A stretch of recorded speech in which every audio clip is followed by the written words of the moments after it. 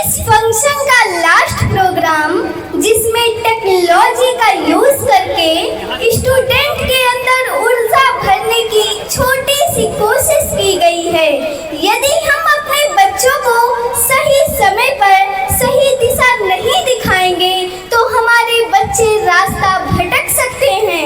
इनको समय समय पर ऊर्जा से संचार करना होगा ताकि हमारे बच्चे अपने टारगेट को अचीव कर सकें। इसके लिए हम अयान जफर खान फ्रॉम क्लास 8 को इस कविता के साथ डाइस पर आमंत्रित करती हूँ।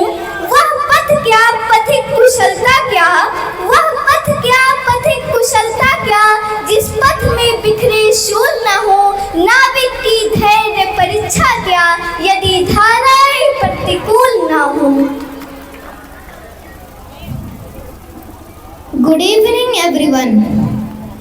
My name is Ayan Zafar Khan and I am studying in class 8. Today I am going to speak about determination. आज सफल लोगों के बजाय असफल लोग ज़्यादा नज़र आते हैं, हाँ या ना? इसका सबसे बड़ा कारण क्या है? इसका सबसे बड़ा कारण एक ही है मेरे दोस्त, लैक ऑफ डिटर्मिनेशन।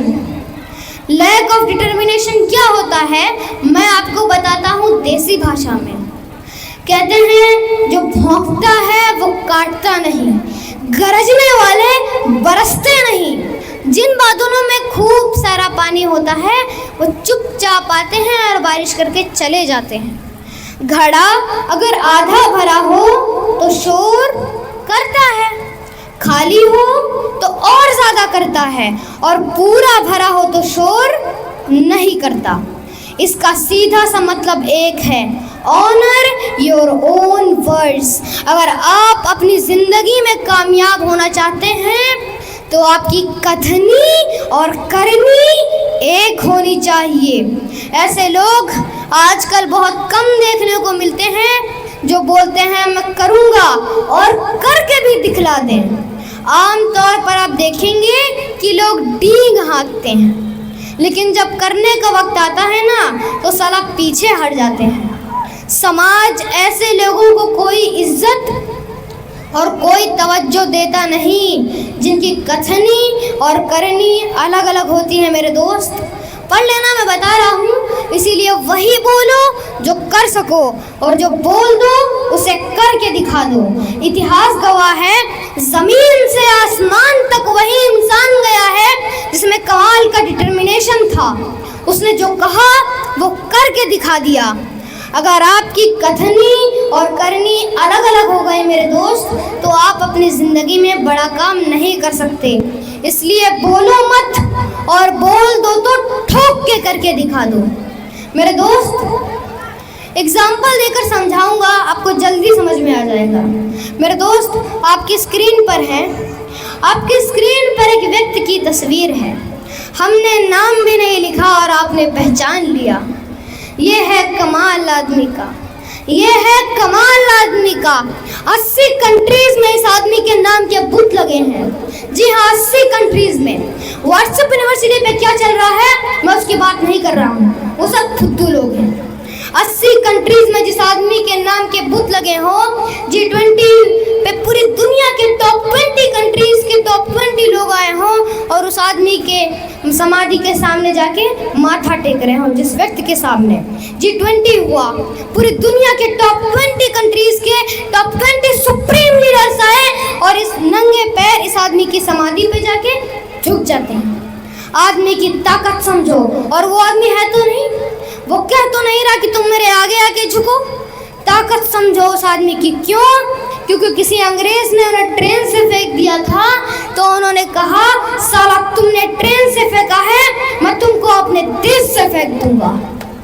साला तुमने ट्रेन से फेंका है, मैं तुमको अपने देश से फेंक दूंगा। और ये वादा किससे कर रहा है आदमी? संकल्प। मैं कहता हूँ power of determination. Ladies and gentleman, यूं ही नहीं ये लोग महान हैं, यूं ही नहीं हम इनकी तस्वीरें लगा रहे हैं, फोटोग्राफ्स दिखा रहे हैं और पूरी दुनिया इनको महान कह रही है। इनमें क्वालिटी ज़रूर थी, इन्होंने जो कहा वो करके दिखला दिया। मेरे दोस्त, आपकी स्क्रीन पर सेकंड एग्जाम्पल। यह कहानी है 1938 की, कैरली नाम के एक आदमी की, हंगेरियन आर्मी ऑफिसर की। वो अपनी कंट्री का बेस्ट पिस्टल शूटर था।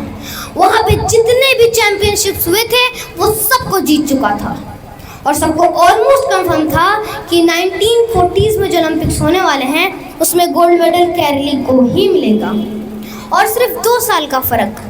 लेकिन तभी 1938 में उसके साथ एक एक्सीडेंट हुआ।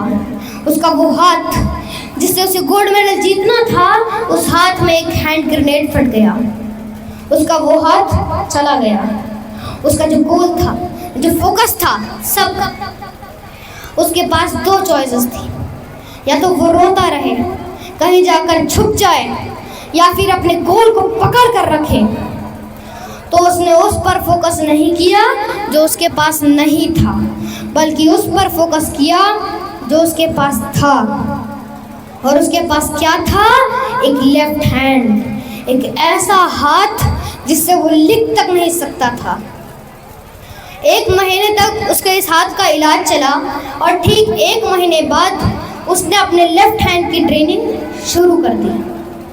1 साल बाद यानी 1939 में वहीं पे हंगेरी में एक चैंपियनशिप्स हुई।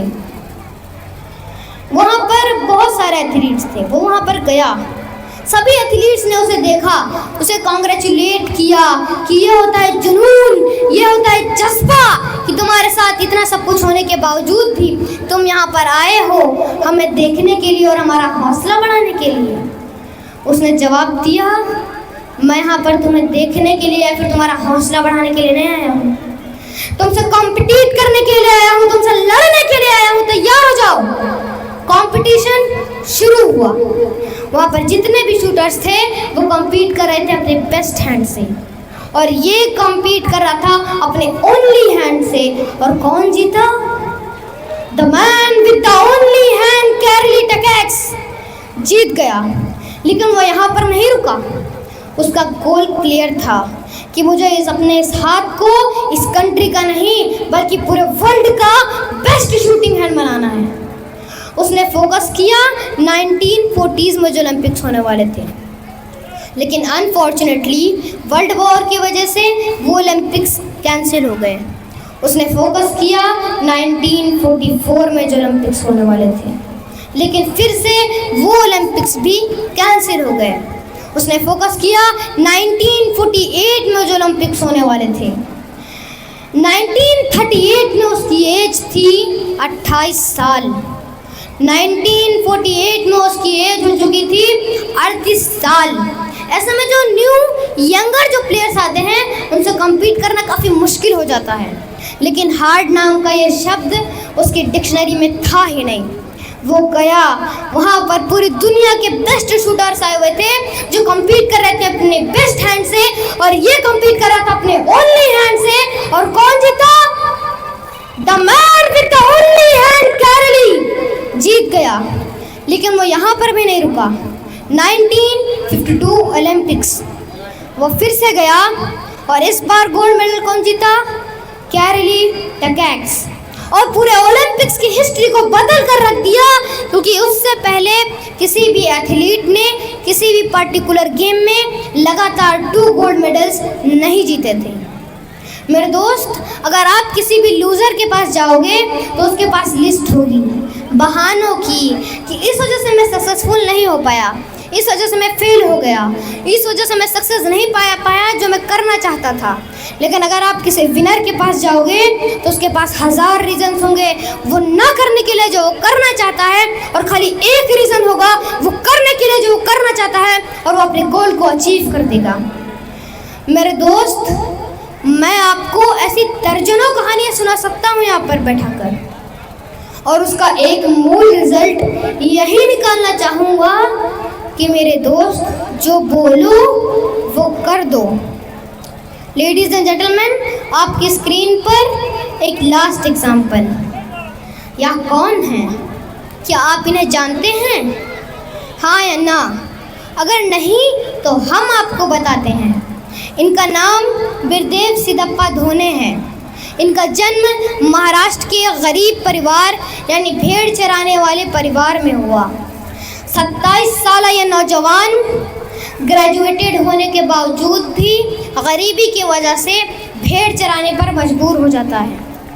हुआ यूं कि एक दिन कहीं इनका मोबाइल फ़ोन चोरी हो जाता है और ये रपट लिखाने पुलिस स्टेशन पहुंचते हैं, लेकिन गरीबी और किसी बड़े आदमी का सोर्स न होने की वजह से इनकी FIR नहीं लिखी जाती। इन्होंने वहीं अपने आप से संकल्प लिया कि मैं IPS ऑफिसर बनकर दिखाऊंगा। किससे कहा? खुद से। इसीलिए कहता हूँ, ऑनर योर ओन वर्ड्स। घर आए, भेड़ चराने के साथ साथ UPSC की तैयारी में लग गए। फर्स्ट अटेम्प्ट दिया, नहीं निकला, लेकिन पीछे नहीं हटे। क्यों? क्योंकि इन्होंने खुद से कुछ वादा किया था। सेकंड अटेम्प्ट दिया, नहीं क्लियर कर पाए, लेकिन पीछे नहीं हटे और फिर थर्ड अटेम्प्ट में 531 रैंक के साथ IPS के लिए चयनित हुए। इनके पास क्या था? Power of determination. इन्होंने जो कहा वो कर दिया। रिस्पेक्ट योर ओन वर्ड्स, तभी दुनिया आपकी रिस्पेक्ट करेगी। अगर हम अपनी बातों की इज्जत नहीं करेंगे तो कोई भी हमारी इज्जत नहीं करेगा। इसलिए कहिए मत, और जो कह दीजिए उसे करके दिखाइए।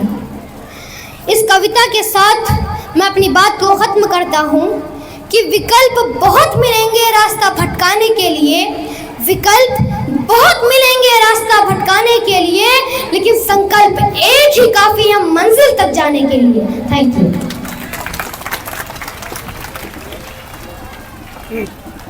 कुछ बोलना है? थैंक्स। यकीन कर तू बदल सकता है, यकीन